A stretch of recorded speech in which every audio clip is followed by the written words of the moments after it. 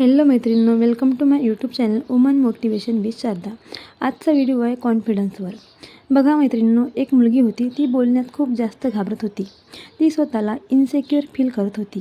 तिला वाटत होतं की मी बोलली तर कुणी माझी मजाक उडवेल. जर तिला कुणी काही म्हटलं तर दिवसभर ती त्या गोष्टीबद्दल विचार करत होती की मला त्यांनी असं का बरं म्हटलं, मी खरंच तशी आहे का. तिला नेहमी वाटायचं माझ्या बाकी मैत्रिणी तर ठीक आहेत, मजेत आहे. ती नेहमी स्वतःला कम्पेअर करत होती, कधी फ्रेंडसोबत तर कधी रिलेटिव्हसोबत. यामुळे तिचा स्वतःवरचा कॉन्फिडन्स खतम झाला. तिच्या जीवनामध्ये फक्त राहिले होते ते फक्त सेल्फ डाऊट, अँक्झायटी आणि फिअर. हा प्रॉब्लेम फक्त मुलीचाच नाही तर आपल्यामधून पण कितीतरी गृहिणींचा पण आहे. पण डोंट वरी, त्यासाठी मी तुम्हाला 5 टिप्स सांगणार आहे, ज्या टिप्सने मला अंडर कॉन्फिडंटमधून कॉन्फिडंट बनवलं. टिप नंबर 1, स्वतःला कुणाशीही कम्पेअर करू नका. आजकाल आपण इंस्टाग्राम, फेसबुक, व्हॉट्सअप स्टेटस यावर आपण हजारो लोकांची परफेक्ट लाईफ बघत असतो. कोणी वॅकेशनला गेलेलं असतं, तर कोणी नवीन गाडी घेतली असते, तर कोणी रेस्टॉरंटला डिनर करायला गेलेलं असतं, सो ऑन. तेव्हा आपण विचार करायला लागतो की सगळ्यांची लाईफ खूप परफेक्ट आहे, माझीच लाईफ अशी आहे. मग आपण स्वतःला कम्पेअर करायला लागतो आणि स्वतःला फेलर फील करायला लागतो. पण असं समजण्याची काही गरज नाही किंवा काही कारण नाही. फेसबुक, व्हॉट्सअप, इंस्टाग्रामवर त्यांनी फक्त त्यांच्या लाईफमधलं एक हॅप्पी क्लिप्स फक्त टाकल्या असतात. तो त्यांच्या लाईफमधला फिल्टर पार्ट असतो. त्यांच्या पण लाईफमध्ये इन्सिक्युरिटीज असतात, प्रॉब्लेम असतात. आपल्यापेक्षा ते लोक जास्त दुःखी पण असू शकतात, पण ते राहतात काही वेगळं आणि दाखवतात काही वेगळं. तुम्ही तुमच्या पिक्चरला त्यांच्या पिक्चरसोबत कम्पेअर करू नका. तुम्ही असं कराल तर अंडर कॉन्फिडंट व्हाल. टिप नंबर 2, लोकांशी बोला, स्वतःला लपवू नका. मी बऱ्याच लोकांना पाहिलं आहे की जेव्हा काही लोक कुणाशी बोलण्यात घाबरतात तेव्हा ते आपल्या मोबाईलमध्ये स्क्रोलिंग करत असतात किंवा कुठेतरी निघून जातात. पण स्वतःला लपवण्याऐवजी लोकांशी बोला. जेव्हा पण कुणाशी बोलण्याची भीती वाटते तेव्हा स्वतःशी बोला. तुम्ही स्वतःला चॅलेंज द्या आणि रोज एखादी अशी गोष्ट करा ज्यामधून तुम्हाला अनकम्फर्टेबल फील होईल. रोज नवीन लोकांशी बोला. जेव्हा तुम्ही तुमच्या कम्फर्ट झोनमधून बाहेर निघून कोणतं पण काम कराल तेव्हा तुमचा कॉन्फिडन्स वाढेल आणि तुम्ही पूर्ण स्ट्रॉंग बनाल.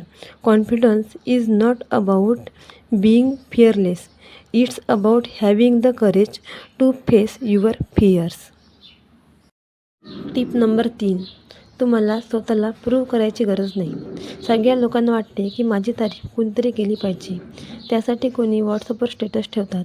एक्झामचा रिझल्ट आला न आला तरी लगेच सोशल मीडियावर टाकतात. मग आपल्याला कुणी कमी न समजावं म्हणून आपण पण स्टेटस ठेवतो. पण माझ्या मते हे चुकीचं आहे. हे एक अननेसेसरी प्रेशर आहे. स्वतःला कुणासमोर प्रूव्ह करायची काही गरज नाही. Your time is limited, so don't waste it living someone else life. Tip number 4, स्वतःशी पॉझिटिव्ह बोला. अशा 5 गोष्टी लिहा ज्या तुम्हाला स्वतःविषयी चांगले वाटते. Write down 5 things that you like yourself. कारण तुम्हाला तुमच्या क्वालिटीबद्दल माहितीच नसेल तर तुम्ही स्वतःला कॉन्फिडंट कसे फील कराल. कारण आपल्या दिमागात स्वतःविषयी नेहमी निगेटिव्हिटी चालू असते. मी बारीक आहे, मी तर सावळीच आहे, मला तर डान्सच करता येत नाही, मी काहीच करू शकत नाही, असे निगेटिव्ह गोष्टी चालू असतात. नंतर म्हणत असतो माझ्यामध्ये कॉन्फिडन्स नाही आहे. कुठून येणार कॉन्फिडन्स जर तुम्ही नेहमी निगेटिव्ह विचार करत असाल तर. You become what you believe. बघा, आपल्या सगळ्यांमध्ये चांगली क्वालिटी असते, पण आपण त्यावर कधी फोकसच करत नाही. आजपासून तुम्ही स्वतःला डेडिकेट करा. रात्र असो या दिवस तुम्ही स्वतःशी पॉझिटिव्ह राहा. तुम्ही मिररसमोर उभ्या राहून स्वतःशी पॉझिटिव्ह बोला. तुम्ही स्वतःला खरंच कॉन्फिडंट फील कराल. टिप नंबर 5, फायनान्शियली इंडिपेंडंट बना. जेव्हा तुम्ही तुमच्या छोट्या छोट्या गोष्टीसाठी दुसऱ्यावर डिपेंड राहतात तेव्हा तुमची सेल्फ रिस्पेक्ट कमी होते आणि तुमच्या लाईफचा कंट्रोल हा दुसऱ्याच्या हाती जातो. पण जेव्हा तुम्ही कॅपेबल, फायनान्शियली इंडिपेंडंट बनता तेव्हा तुम्ही तुमच्यासाठी, तुमच्या जीवनासाठी कॉन्फिडंटली ॲक्शन घेऊ शकता. स्पेशली वुमन, तुम्ही स्वतःची रिक्वायरमेंट स्वतः पूर्ण करा. तुम्ही स्वतः इंडिपेंडंट बना. स्वतःला मेकअप, शॉपिंग पुरतंच मर्यादित ठेवू नका. आता वेळ आहे हार्ड वर्क करण्याची. कारण आता तुमच्यामध्ये हायेस्ट एनर्जी, पोटेन्शियल, क्रिएटिव्हिटी आहे. हा वेळ काहीतरी स्किल शिकण्यात, फायनान्शियली इंडिपेंडंट बनण्यात हा वेळ इन्व्हेस्ट करा.